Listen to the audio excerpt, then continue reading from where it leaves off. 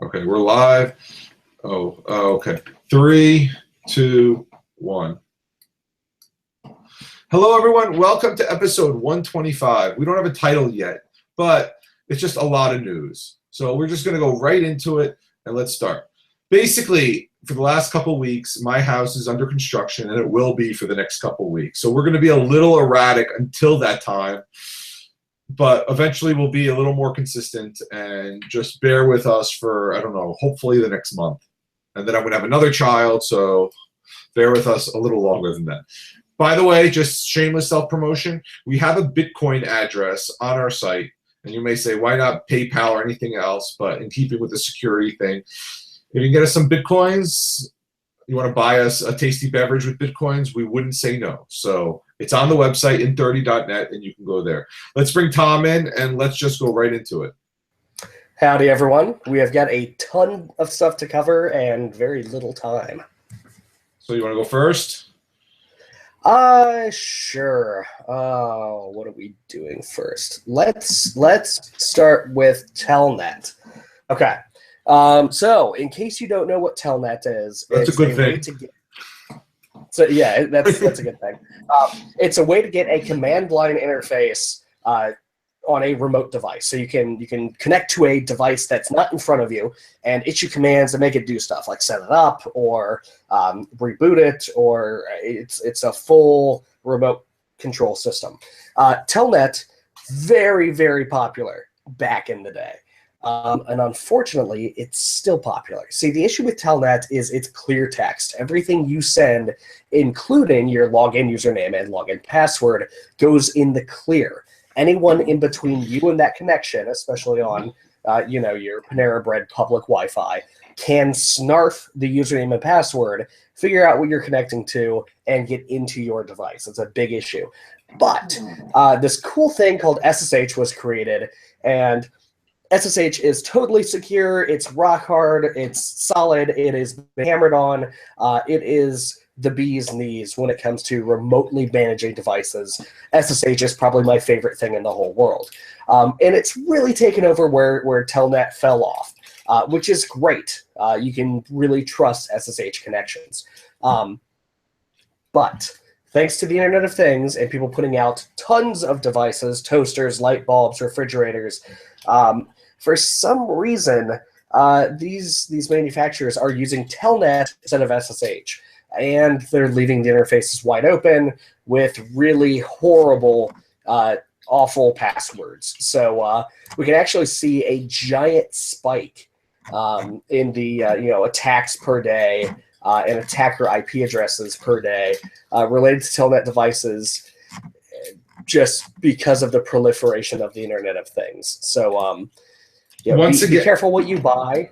And only buy big name brand Internet of Things devices. When you see the no-name box or company you don't recognize, don't pick it up. There's no reason to do that. Look, let's hold on a second. So yes, it's these companies are starting and saying, well, you have this Wi-Fi connected toaster, you should buy it. And you're like, oh, okay. And we put in a WhatsApp group all the time, Cujo. Remember the Cujo box that I shared with you? It's this no-name thing that says, we're going to keep you safe. How, you ask? Don't worry about it. We'll just keep you safe.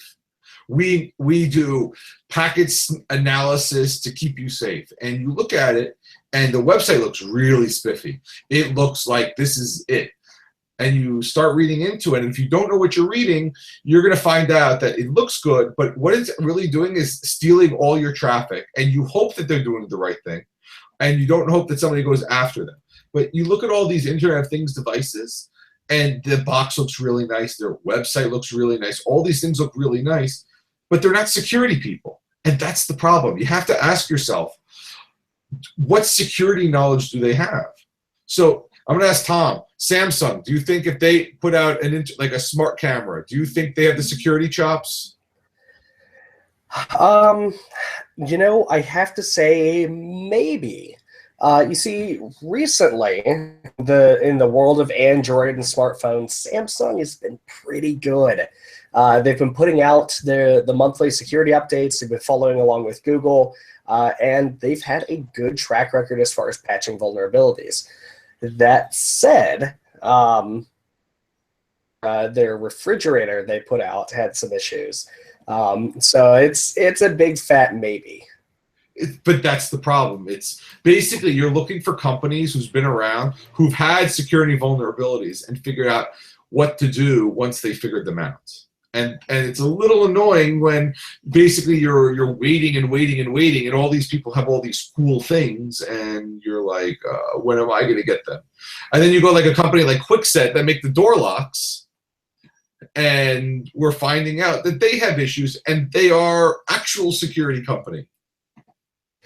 You see, with the vast majority of Internet of Things companies, it's still way, way too early to be buying any of these products. When you buy, a computer that comes with Windows, or when you buy a Mac, and there's a security issue, you know that Microsoft or Apple are going to patch that issue. You're going to get updates, and as long as you update your system, you're going to be kept relatively safe, because Microsoft and Apple have been doing this forever.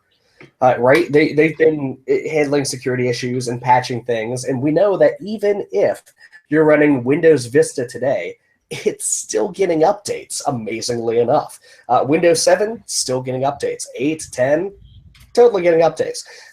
Well, 8.1. But regardless, these new companies, they don't have the long-running track record that other big software companies have. We don't know how they're going to handle this. We don't know if, I doubt this would happen, but maybe when the Amazon Echo, when the new one comes out, Amazon just goes, yeah, the old one's just not going to get any more updates, so you're kind of out of luck. Sorry about that. Or your light bulbs. The company might just say, yeah, we know they're a botnet and they're mining Bitcoin, and that's why your lights dim every now and again, but you should buy the light bulb 4000, which is totally brand new. Because we don't support the light bulb 1000 anymore, and the product is 6 months old. So my personal advice is to stay back from the Internet of Things, unless it's a very big company. Nest has got a good track record with dealing with things. I know I personally don't see a use for this product, but the Ring Video Doorbell has responded positively to security vulnerabilities in the past. Amazon is a big enough company that they would. And Google, we'll see what Google does with their smart home stuff, but we're not sure yet. I'm getting nervous that may be vaporware, unfortunately, but that's a different show and a different day. I will tell you that at Black Hat this year, they disclosed things to Philips, and that got fixed right away. So I am very bullish on Philips. Somebody also said, when thinking about Internet of Things right now, be ready to replace all of it in a few years. So anything you buy, be ready to continue with it. Or to replace it. And which gets me a little nervous, but like I said, I'm starting to go all in. So if you have questions, tweet at me, and I'll tell you what I know. But I like Tom said, stick to the big companies. So I have Alexas, I have Philips Hues, I have Nests, and I have a Chamberlain garage door opener. But so far I'm thinking it's okay, but I'm still a little nervous.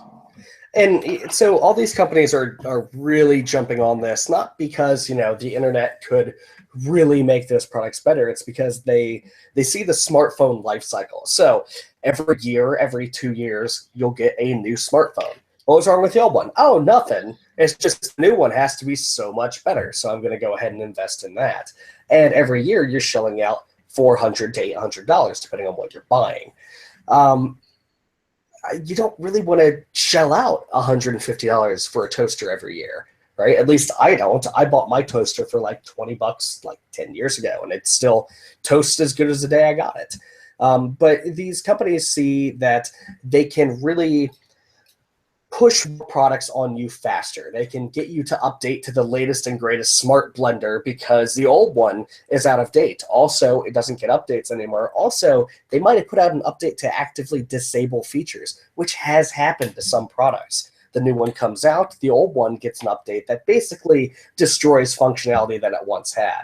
Now, it's really shady, and not all companies do that, but it has happened in the past. So be wary and stick to the big players, like we're saying. And while we're talking about updating devices, Apple needs help. Sorry, I just got distracted. Apple just released their iPhone 7, but in the meantime, they updated twice, 10.2.3 and I think 9.2.3 and 9.2.4 and 10.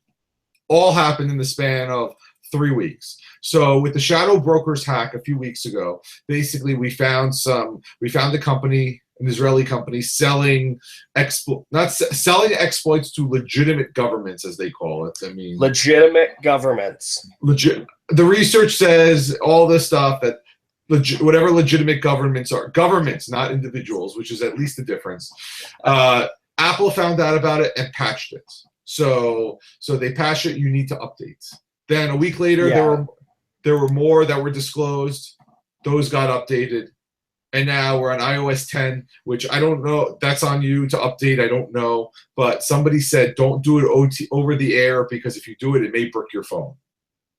So you're talking about device updates that reduce functionality. This will literally make it a brick if you update over the air. So what that means is dust off some iTunes on your computer. If you haven't installed it, you should always do the update from iTunes on an iDevice. But if you haven't, download iTunes, get the update that way, and go from there. Yeah, especially the dot releases, not the big iOS 10 release, but the dot releases absolutely pull those as fast as you can. If you're listening to this right now, pause the podcast, check for updates, and install the dot releases because you need them. These are actively exploitable in the wild vulnerabilities that Apple has patched up. So get on it. And again, it's Apple wants to be very secure, and they're trying to help you out. So we don't know how these are in the public or anything else, but you really should do them because now they're known, they know how it works and everything else. You don't want to be something there. You don't want to be targeted there. So update Apple and continue. And speaking of updates in the constant march of time, let's talk about Suite 32. The sweetest update you'll see this year. So, Suite 32, and you might have heard of this, you might not have. Frankly, it's not really a big deal, at least not yet. So, remember, a year or so ago when we told you about SHA-1 and HTTPS certificates, and you really liked those podcasts because they were great right before you went to bed, totally knocked you out. Well, the industry deprecated SHA-1 certificates because SHA-1's not really the greatest. There are some theoretical academic attacks against it. There's some proof of concept stuff out there, and really it could be better. It's really hard to exploit, get a collision attack on SHA-1, but theoretically it's possible. So we'll just move to SHA-2 right now before it becomes a problem. That's great. That's preemptive. All the big browser manufacturers, certificate authorities, everyone's moving to it nicely. Microsoft actually led the charge on that one. That's really nice.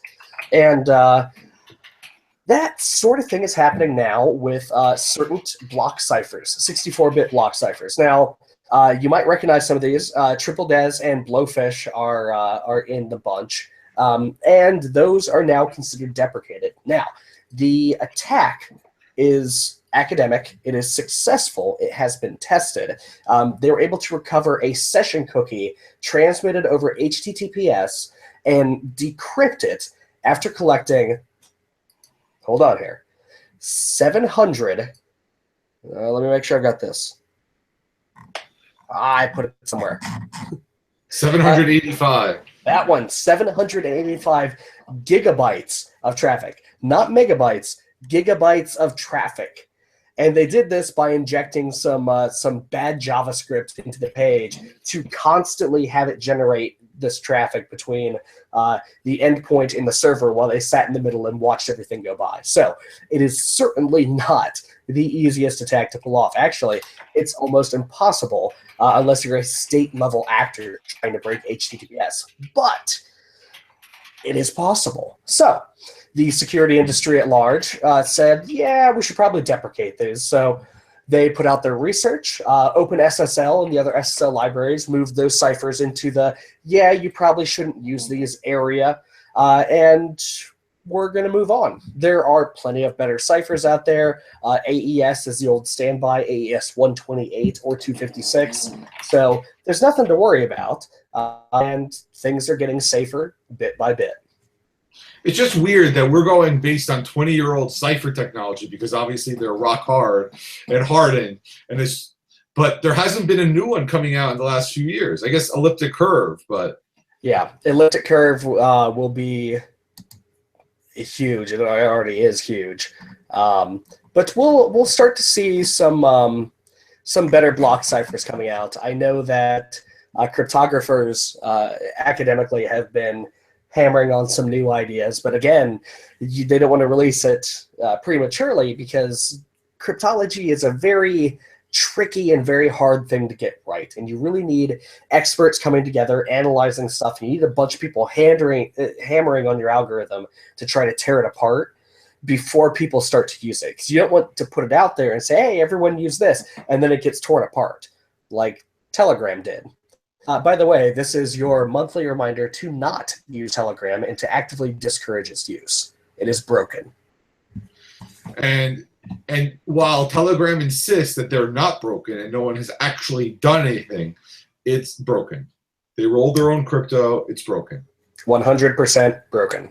Like, if you're using it because you want to hide from your buddy, then that's fine. Go for it. But anything more than that, then we're not doing that. While we're talking about that and Telegram being broken, this is your other monthly reminder that iMessage is awesome, but also broken. As in, it's not broken because everything is closed source, but it's your monthly reminder that Apple holds the key, and someone can say, hey, here's some money. Can you insert this key into the conversation, and we get all the traffic? If the FBI wanted to, they could force Apple easily to disclose iMessage conversations. Now, you know how to do that? WhatsApp and Signal. But speaking of WhatsApp, there's something you should know. WhatsApp has updated their terms of service. So what their new terms of service, terms of use say is, unfortunately, they would like, not really them, Facebook, their parent company and owner, would like your phone number and would like to use that in marketing or other things, or to connect it to the social graph. And WhatsApp nicely has to ask your permission. And actually, one of the most transparent terms of use boxes I've seen. It tells you very succinctly in normal human, not lawyerly terms, what they would like your phone number for and what they would like to use it for, and then gives you a checkbox, and it's checked. It says, yes, I'm allowing WhatsApp to use my phone number, blah, blah, blah, blah, blah. When you uncheck it, it says, I do not allow WhatsApp to use my phone number, blah, blah, blah, blah, blah. It's great, and you can also go into settings and change it. So it is unfortunate that they are going back on one of their early promises, but we all saw this coming after they got bought by Facebook. Luckily, neither WhatsApp nor Facebook can see your conversations. Anything you say or send or transmit through WhatsApp is end-to-end encrypted. They cannot get through to that. So they can't actually see what you're saying, but they can track your metadata. Again, and we have this discussion in the group all the time. Should we move back to Signal? Should we stay back on WhatsApp? And the short answer is, you know what? If every single one of my friends had Signal, I would say, hey, Tom, let's move to Signal. But not everyone has Signal, and it's a royal pain to get people to switch. So, and WhatsApp just has it working. Everyone has it. And we're talking about the same metadata that Signal gives up, because Signal also gives up metadata. The difference is WhatsApp says, hey, we're going to keep these logs for 30 days, and Signal says, we're going to keep it. We're not going to keep it. But that's not stopping any three-letter agency from saying, you better give this as it comes. So both of them are still secure. It's just Facebook's going to have a little more into it. You can opt out of the privacy policy. And to be honest, Facebook's probably trying to leverage these billion users and say, hey, we want to make it easier for you with bots and all stickers and all these other things. I don't think there's a malicious use. It's just one of those going back on their promises that they made way back when. So Edward Snowden and many agencies have released an official plea to President Obama to officially pardon Edward Snowden of any wrongdoing. I mean, we've known that this was going to happen for a while. It's good that it has, and it's just getting more and more people to think about this issue. Personally, he should have a pardon and a medal and a statue and a mansion and a jet ski delivered to him on a golden, silver, ruby encrusted platter. But I'm not the president. So if you would like to support that, search around on the internet, because I don't have a link handy. Let's see here. Well, while you're looking for that link, just remember Oliver Stone's movie Snowden is coming out. And just FYI, while we're talking about Edward Snowden, that movie, whether it's fiction or nonfiction, assume that it's fiction before you see it, that there's some elements that are not really true. If you want to see an awesome documentary about Edward Snowden with Edward Snowden in it, and that has actually won an Oscar and is actually factual, go find Citizen4 and watch that. Oliver Stone probably is making a movie to appeal to the masses, and hopefully it's accurate. I really do hope that it's accurate. But remember, there is an actual factual movie that was already out and that actually did win an Oscar. Yeah, Citizen4 is by far one of the best documentaries I've seen on the government surveillance subject. And this petition has a really strange and odd and hard to remember URL. So get ready, get your pen and paper, and get ready to press the back button on your podcast player. PardonSnowden.org. Again, PardonSnowden.org. Now, if you do sign this petition, you're basically guaranteeing to be added to every government watch list, from the FBI to the NSA to the CIA. Basically, you're just given a good old-fashioned, go have fun to the NSA, and I'm sure you'll end up on some lists. But hey, what's life if you don't make some lists? Go to a free and open Wi-Fi hotspot, your local public library. And that's another topic for another show. We need to get a librarian on to talk about their right to privacy and what they actually don't log, which is a whole different story. But go to an open Wi-Fi hotspot and do it there, and spell your name a little wrong. Not that matters, but just go from there. Google has announced that they will be moving towards a more secure web. And if you Google moving towards a more secure web, you'll stumble upon the security.googleblog.com blog, where they explain all of this. Basically, Chrome will start to treat HTTP sites as non-secure. It doesn't mean you're going to get the scary red screen of death, but in January 2017, HTTP sites that transmit passwords or credit cards as non-secure will be marked. So you'll see just not secure up in the top address bar. Now, eventually, and they haven't stated when, you'll see a red triangle, and it'll be red, and it'll say, yeah, this is not secure. So this is great. HTTPS is being pushed. It's being built into more web servers as time goes on, and everyone should be using it because it's easy, it's free, and Let's Encrypt has hit 10 million certificates issued. Let's Encrypt is great, it's easy, it's free, and it's the best way to obtain HTTPS. Look, it's the problem that you have to fight if you're a person managing a website is if you're using a host that's trying to push you to buy their thing. Maybe you say, fine, I'll buy your thing, but let's push for Let's Encrypt. Because the idea is you don't need to be, you want to just be secure. You want to know that your traffic is encrypted. Most people that go to a blog don't care who the other person on the other side is. They just wanted to know that there's not a man in the middle or it's being hijacked or anything else. They want it to be secure. And you know what? Security is good for everyone. So Let's Encrypt does all that. It makes the web more secure. The problem is places like GoDaddy and HostGator and I don't know, Wix and the others, they're probably trying to push their version of an SSL certificate at $10 a year or whatever else. And I think we need to start fighting back and say, why can't I have my own one? Because for the most part, no one's going to do what Tom and I did and get a VPS and start from scratch. They're going to find some web hosting company and do it.